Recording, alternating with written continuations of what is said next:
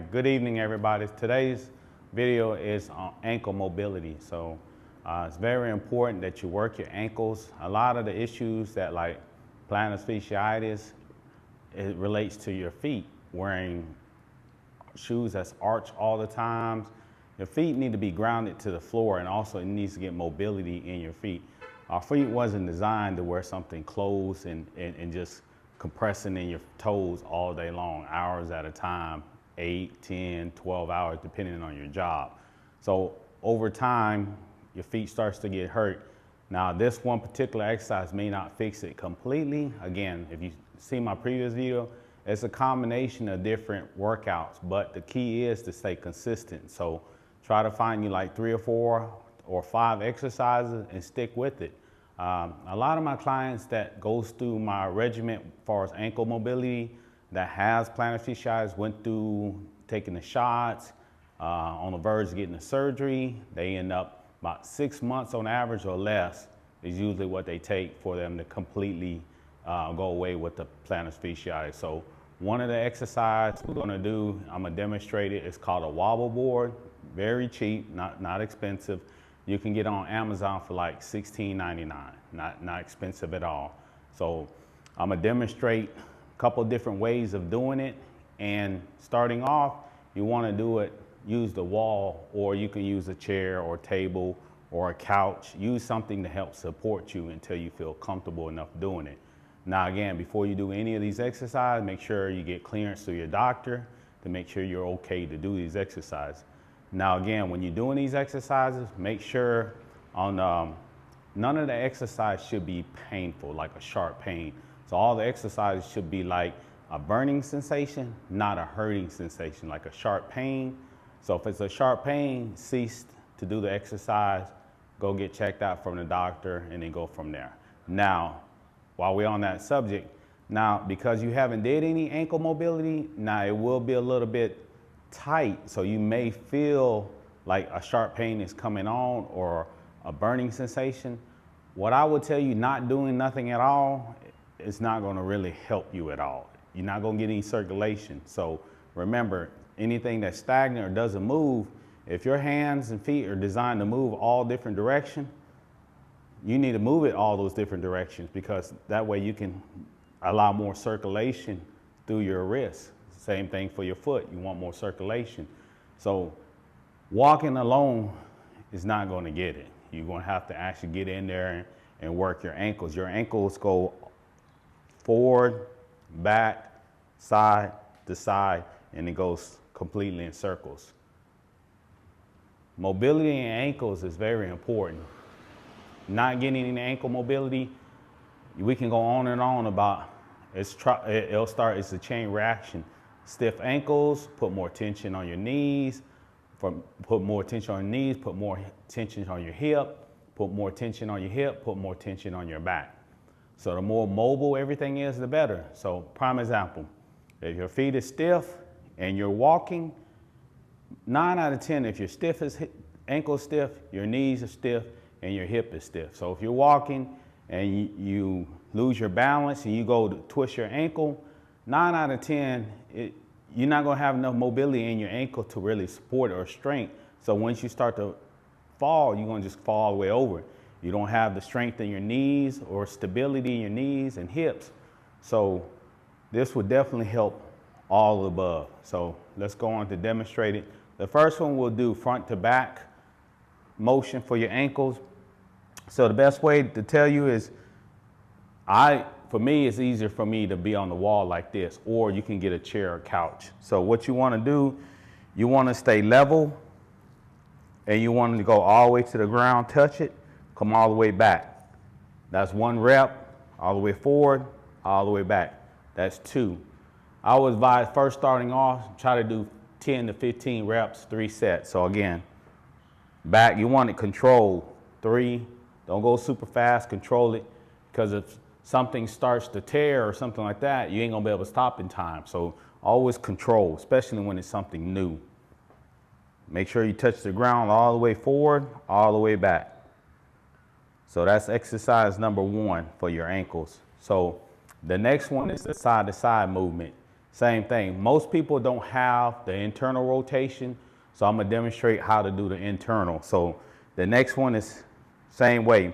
You wanna stay level all the way to the side. See how that touches the ground? If you don't have that mobility, it's okay to move your foot over here and help push it down. So say for instance, you're over here, just push it down. And then you come over this side, push it down. So that's 1 rep. If you can do that, that's great. And then push it down. That's 2 reps. Remember, slow and easy. 3, 4. So remember, when I demonstrated, your ankles go like this, side to side, and then circle. So the exercise number 3 is to emulate that. So we're gonna do clockwise rotation and then counterclockwise rotation. So again, easiest way to do this one is actually be against the wall so you don't put all the leverage, and it helps you. As you get stronger and better with it, you can stand up with it. But I will advise leaning against the wall, put your feet on the wall. Put your 1 foot on the thing. And if you can't balance yourself like that, it's okay to set 1 foot on the ground like this. So we'll do the modified version. So go forward, slow. See how I rotate that? And it's okay if you can't get full rotation.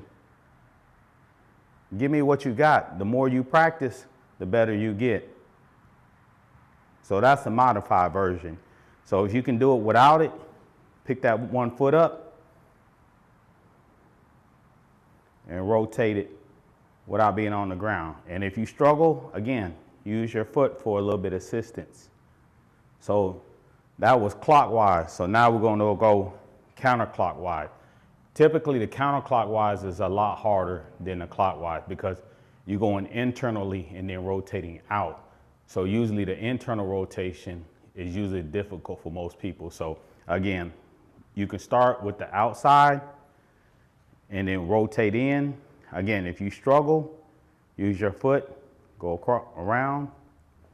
You come around here and you struggle, rotate it. And again, if you're a beginner, just put 1 foot on it. If you have a hard time balancing, just put 1 foot.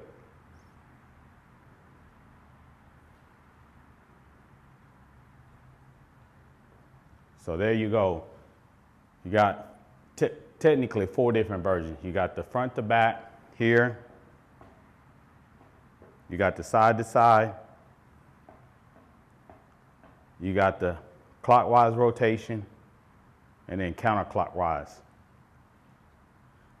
Now, when you first start doing this, a lot of my clients say their calves be burning.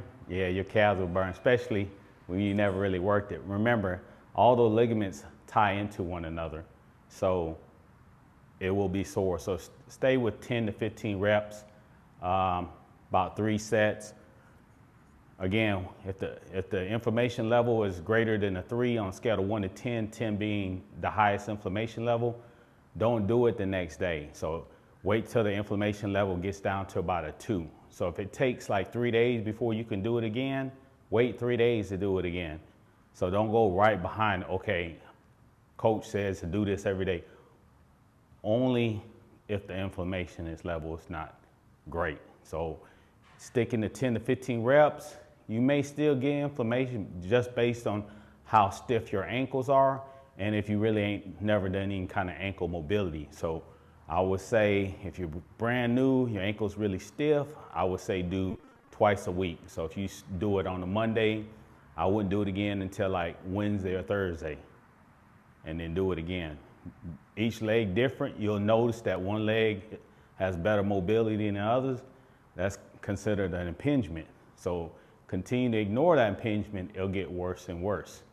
And a lot of time people don't realize they know it. So record yourself walking or have somebody record you and watch your feet. If you walk like this, that means you got stiff hips.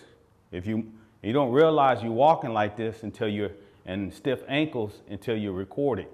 And typically when you're doing this, that means because you got some kind of impingements. Either you have one knee that's bothering you, or a foot that's bothering you, like plantar fasciitis, for example, something that's bothering you. So you don't want to put the weight. So instead of picking your leg up, walking like this, you're going to compensate by your body's so smart, it's going to make an adjustment. So if my left foot hurts, I'm going to walk like this. Now you're wobbling, you're not walking straight. So you don't realize it until you record it. And then over time, as you continue to do that, it's going to cause more issues in your hips and your lower back and the rest of your body. So I would advise you, record yourself, walk several times, look at how you walk. Do you walk straight like this with your legs lifted up using your hip flexors? Or do you walk like this and don't realize it, like a wobble? Whether it's a slight wobble or bad wobble, especially wait till the end of the day and record it. That's when your feet really stiff, your hips are stiff, and if you walk like that, start getting on the path and start doing some functional training. Start with getting ankle mobility, knee mobility, hip mobility. Start incorporating all those exercises. If you have any questions or you need me to demonstrate exercise or give you suggestions or modify a workout, just let me know and give me time. I will post it. I'll create a video and post it. Not very expensive. You can do it at home.